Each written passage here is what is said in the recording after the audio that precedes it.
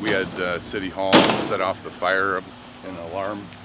I made sure everything was square at City Hall, and then I rushed home to be with my kiddos because my daughter and my two boys were there, and I knew they were going to get scared. I was just over at our elementary there, and we were sitting in there. I only had about 3 kids in my room, but all of a sudden I was watching my house out of the windows, and I could see my house, and I was talking to my girlfriend on the phone, and all of a sudden she starts saying, "There goes the grill across the deck," and "Oh, there goes the play set, there goes the tree," and then I couldn't see anything outside.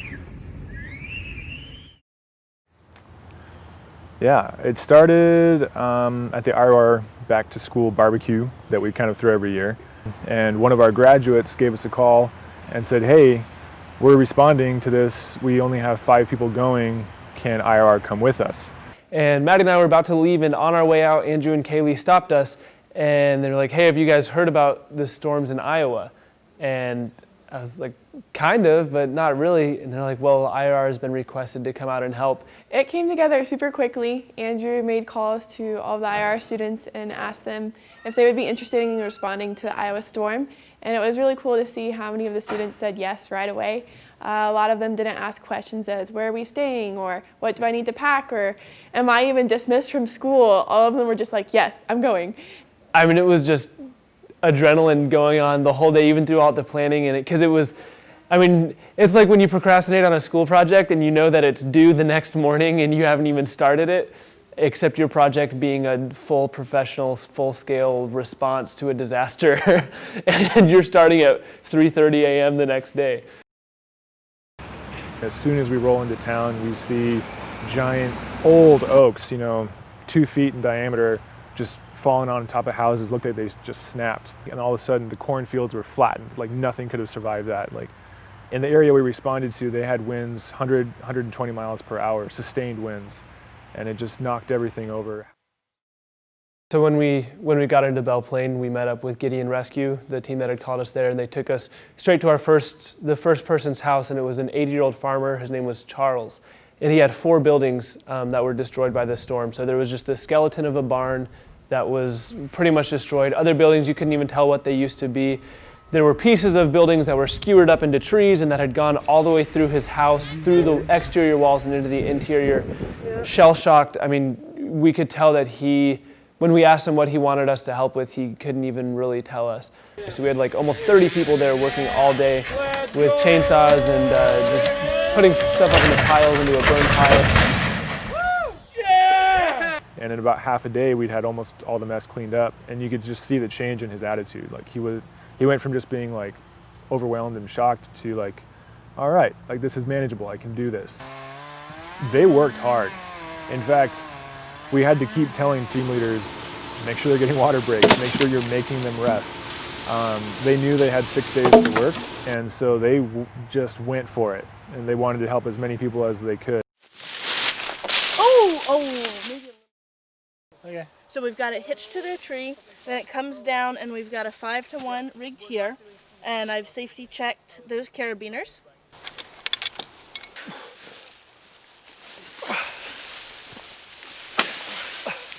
Oh. Here we go.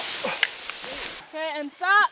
Being able to actually do something with the skills I've learned that helps people is just incredible, and it's why I learned it in the first place. Do or die. Okay, ready? And halt! There it is! Woo! Now we'll repeat the system, put everything away. This is one of the crazy things with the Gideon Rescue team that called us out. And I was really inspired by their faith and the way that God answered their prayers. So when they got there, they were seeing those things, and they were thinking, we have a couple chainsaws, but we can't take down these huge trees, especially one man that they met he had tried to take his tree off of his own house. He ended up falling 15 feet, landing on his head, broke his back. So these Gideon Rescue guys tried to get up there with their chainsaws, and they realized it was beyond their ability as well.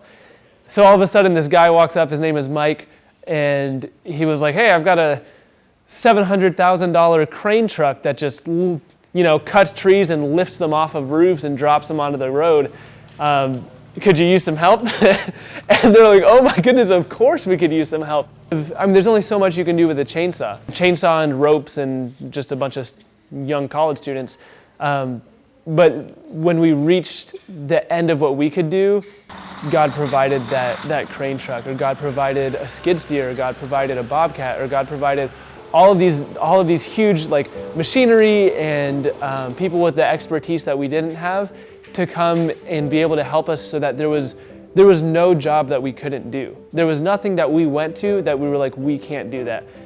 We have so many people in our community that, you know, we're so concerned about when they heard $2,000 to remove a tree by a company, they're sitting there like, you know, where do you get $2,000? But, you know, when you have people like this coming in, a group like this, that really takes a lot of stress off of people, and there's help to get them back to some kind of normal here. It's really a blessing that you guys have come to town, and there are a lot of people who are very, you know, they're very proud, and they really don't know how to ask for help, and they don't want to ask for help because they can feel like they can do it, but they need help. They've just come out of the woodwork from all over to help us clean this mess up. I don't know what I'd do without them, because I know I couldn't get this done myself. The crane operator, Mike, had this idea, you know, like we've been working so hard this week, but we haven't really gotten to know the people of this community. We've worked for them, but we haven't talked to them enough. So we got the city planner and a couple of the pastors and invited the whole town to this park.